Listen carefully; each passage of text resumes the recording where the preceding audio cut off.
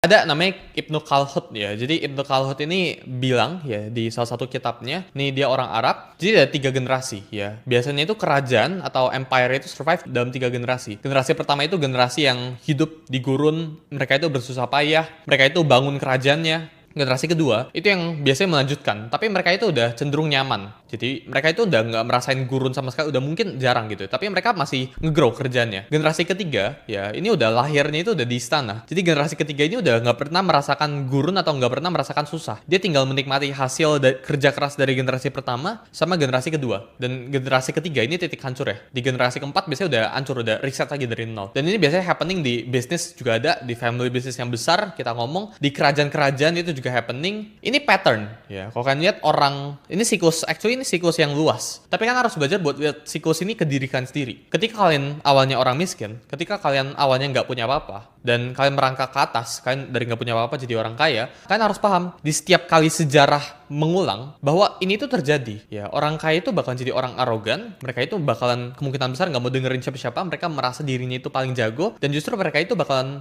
jatuh karena ini. Dengan kalian pahamin siklus ini, ya, kalian itu bisa avoid dan kalian bisa tetap stay di atas atau kalian bisa tetap jadi orang kaya.